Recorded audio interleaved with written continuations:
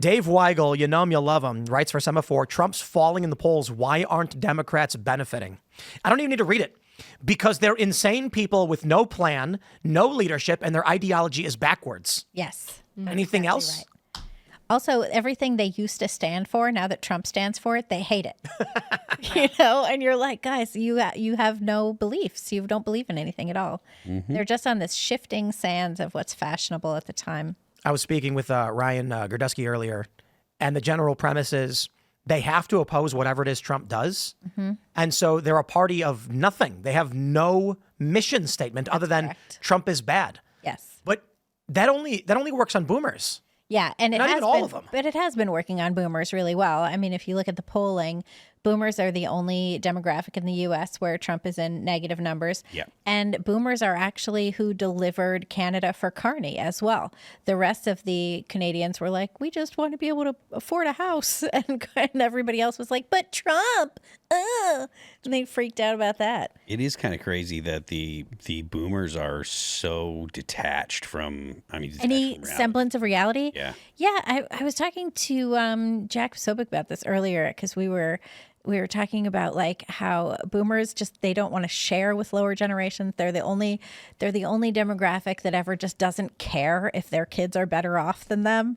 They just like hide out in their second homes and go off and find themselves and travel around and do all of this stuff. And it's like, you guys are so out of touch. Or have you seen this boomer grandparent thing? Have you seen this? No. So this is something like you'll see like in Instagram or whatever, millennials and Gen Xers will say, when I was a kid, I used to hang out with my grandparents all the time. I'd spend time with them in the summers. They'd come over and babysit me. I'd spend time with them on weekends. My parents would just drop me off. I had a great relationship with my grandparents. Where are my parents? They don't care about my kids. They are never here. They complain anytime I ask them to just look after the kids while I go to the doctor. That's so sad. And that's sort of, I love my parents, but like, where are you, fam? I never see you guys. Did you see that? I think I might have it here, actually. There was that poll that went viral where they asked Gen Z in Canada, what is concerning you about, what is your biggest issue with this election? They said the cost of living is my biggest issue or housing. And boomers all said Trump. That's exactly right. In Canada. Yeah. Exactly. Because the boomers are out of touch and crazed and obsessed with themselves, just like they have been since the 1960s. I remember they're the same as they always have been. I remember reading a New York Times article a few years ago, and like occasionally their style section hits. And they had this article about I found it. The boomers who had been buying up single family homes or like homes that basically your second home or like your third home as you start accumulating wealth. And they were turning them into these like hyper customized nightmares. So then when they went to sell their second or third home to get their final home to downsize because they couldn't take care of it, they couldn't sell them because no millennial could afford it. And it was insane. And everything was hyper customized. And it was like, my mom took the wall off the master bedroom of her beach house so that like shouldn't she get what she wants, Libby? It's just a curtain, right? So that when she's there by herself, she's like, when I'm here by myself, it's like a loft. And when anybody else is there, there's no master bedroom. It's just like who would buy that? It's so weird. I want to make sure we point out that half of boomers are good people. Some, I assume, are good people. Look at this poll. Look at this. This is abacusdata.ca. Yeah, we covered this at the Post Millennial. Gen Z. Top issue, 45%, reducing your cost of living. Millennials, 50%. Gen X, 49%. Boomers, 38%. It's not bad. Dealing with Donald Trump. Gen Z, 27%. Millennials, 28%. Gen X is 39%. Boomers is 50%. It is their number one issue. That's right. And it's so stupid. He's not even in Canada. He's the president of a different country. Yeah. That's the thing. It's poor Gen Z. That's like man. the liberal wine moms who Gen are like, Z my biggest fear is Putin. Can someone make the Wojak meme where it's the depressed looking guy, but Gen Z, and he says, I just want to buy a house and have a family, and then it's a boomer drinking tea being like, but Orange Man bad. Only if you can make sure that boomer looks like they have 4 houses, because they do. Yeah, 77% of boomers own homes. About 72% of Gen Xers own homes, half of millennials, and almost none of Gen Z. I think Gen Z's in the single digits. I bought my house a couple of years ago, and I had to leave everywhere that I'm from in order to afford it. Yo, look at this. And I'm happy about it, but still, that's what I had to do. 27% of Gen Z said make housing more affordable. 9% of boomers. Yeah, they don't care. They're already going, have but their I already house." have 3 houses. Yeah. They've got that equity. Yeah. Wow. I saw like some boomers are trying to sell their second vacation homes on the coast of Maine, and they can't find anyone to sell it to. Dude. 'Cause the rest of us are broke. Canadian boomers may have polled the worst, most amoral people I've ever seen. Look at this. Making Canada a better place to live. Gen Z 18%, millennials 20, Gen X 11, and boomers 8. That's only because Gen Xers are apathetic and they don't think anything can actually be better. You go to a boomer and you're like, would you like to make things more affordable? No. Houses? No. Make Canada better? No. Then what do you want? Trump sucks. They don't even have any plan for it. Just Trump sucks. It's like, oh, we Exactly want to what it is. defend against Trump. What is Trump going to do to you, you nutbag? That's amazing. Carney just like he's campaigning and he's like, as the Prime Minister of Canada, I will impeach Trump. And he wins. Yeah, that's what happened. That's how that went down. It's so insane. Wow. That's incredible. This is funny, though. Gen Z, achieving reconciliation with Indigenous people, 4%. Well, because come on now, we're all done with this. We have real All problems. done with this. What does that even mean? Reconciliation. Reconciliation is it's a uniquely Canadian concept where the idea is that the white man was so terrible to the Indigenous people. It's like reparations-ish. Yeah. for Well, I used to Indigenous play Sid Meier's Canada. Colonization in 1994, and the French get a trade bonus with Native Americans because, as history teaches us, the now Canadians were good to the Indigenous. So there's nothing to reconcile. Well, you can tell that they were good because they're not exterminated. Yeah, right? also I mean, remember there that. are Indigenous people in Canada, so already they did a better job. And there was the fake unmarked grave scandal with the Catholic Church. Totally in fake. Canada. There was nothing Yeah, there. Yeah. That was That was such actually garbage. evil. It was evil. Well, Canada is a weak people. You know, Canadians are very weak. Look at their governments. Come on, they just voted in the Liberals. I mean, look, I'm sorry. You're going to get more hate mail. That's fine. Pretty weak government, and it has been for a while. Listen, This is the fourth Liberal Okay. Party government. Have you ever seen the grip strength between men and women graph? Yes. I'm gonna pull this one up, and I'm gonna make a point. Let me grab this image.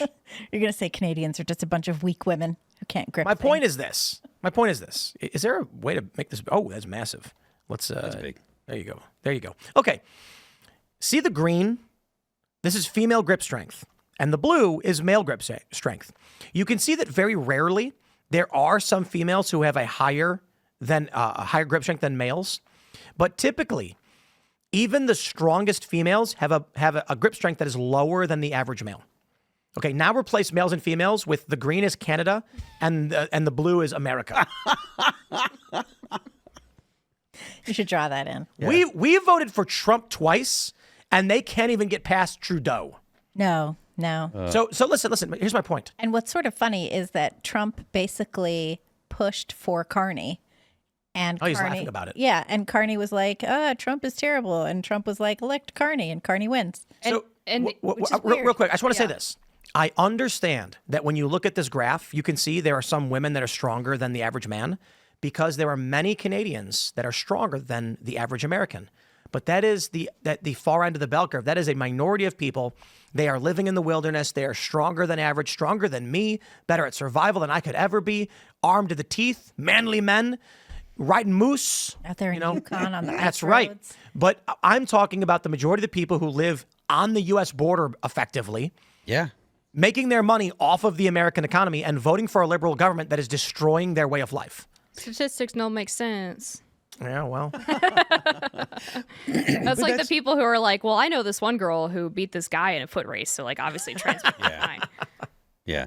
I mean, what is it? We were talking about it earlier. It's 90% of Canadians live within 98, I think, Tim 98 said. within 100 Yeah. miles of the U.S. border. The idea that Canada can survive without the U.S. is comical. Like it's just, you know. let's get the actual hard percent. 90%, yes, that's what I said. 90% of Canadians live within 100 miles Yeah. of the U.S. border. It's a milder climate, and they have access to U.S. trade. Yeah, and what percent of their economy is from U.S. trade? It's a pretty significant amount. And then the next 5% are within another 100 miles. 95% are with 200, 90% within 100. All right, here's my challenge. Canadians, you think you're so tough? You're going to sit here and be like, how dare you, Tim, disparage my great nation? Okay. Stop doing trade with America. Just stop. Stop doing any trade with us at all. Because I'll tell you this. The United States, yeah, there's some businesses that'll go under. Everybody saw those videos where the Canadians were taking the whiskey off the shelves, being like, we're not going to sell American whiskey anymore. Yeah. It's like you owned yourself. You have to drink Crown Royal. Right now they're all still drinking rye. It's ridiculous. I assure you, if we shut the border with Canada, the U.S. would be a little teeny bit worse off. And trade is good, but Canada's in trouble. They're in big trouble. What are they going to do? Eat moose? Eat the Canadian cheese. Yeah. Yeah. And they've got an awful lot of syrup. They do. You know, interesting factoid. Maple syrup used to be the principal source of sugar for baked goods. That sounds like the greatest thing ever. I put a lot of, when I bake, I use maple sugar. Between maple sugar. Not even that, but like syrup. Could you imagine you're making cookies and it's like, I'm putting maple syrup in these chocolate chip cookies. That sounds so good. Really good. Now what do we The do? only Beet problem- sugar? Well, It's the only just problem you replace with it with butter and sugar separately. But the only problem with using Oh, no, you put maple syrup, and butter. No, but I'm saying that because the texture would change, right? So like it makes the batter runny. Yeah. Yeah, that's the problem. You need a little more flour, and then you Yeah. need a little more leavening to work. Maple it all sugar, out. then, will go your route. Yeah, Either way, that would taste so good. It's But it's so delicious. expensive. yeah. I Now put we maple have- syrup in my buttercream. I make maple syrup vanilla buttercream. You know where we get white sugar, table sugar from, right? What beets? Beets. Yeah. That's awful. It is awesome. You can also you can get cane sugar. Yeah, I know. Yeah, I buy pure cane sugar. More Get expensive. the a little bit. organic, because I'm that bitch really. Yeah. But we're in maple country here. And I don't use You vegetable drive oil. like a half an hour and there's just maple syrup and going on all over the place. I went to a place with Allison, and it was just some like 80-year-old man, and they had us watch a video about the history of their maple farm. Oh, that's awesome. It was amazing. It was like 7 generations. I love that. Yeah. I'm And glad there's there was like, a video because a lot of those like veteran roadside stands in Virginia are total scams. They don't Really? actually make the jam. They're liars. Oh yeah, yep. They're There's fibbing? a company out here What, do by they us. just buy it from Meghan Markle or something? No, there's a company out here by us that mass produces jams, jellies, snacks, and then they label it for whatever farm or Yeah. whatever. So you walk in and it'll be like, Huckleberry Farms. And you're like, yeah, this is made by like one company that sells to everybody. The tourists drive in from the city and go, oh, look, farm jelly. And it's better than the store-bought high fructose corn syrup garbage, don't get me wrong. But it's not, Still. you're just getting a white label jelly that you can buy from any one of these farm stores. Go to Oars And the antique stores. Farmers Market. We got like, if you lot like antiquing, Yeah. this is where you go to antiquing. Yeah. Yeah. Oh yeah. Martinsburg. And they bought all some sell cool jam. stuff. I bought some cool stuff at an estate sale. There's an it's near here. I think it might be maybe in Inwood. Yeah, there's an antique store, and when you walk in the first room, it's basically just Nazi stuff everywhere. Creepy. Yeah, and they're like, Did you buy some stuff? no, That is World War II paraphernalia. yeah, I would say that if Allied stuff was in it too. There wasn't any Allied stuff. It's like very little. All creepy German. Yeah, largely like German stuff. But I don't care. Antiquing, it's like they're artifacts. There's one place I went to was really cool.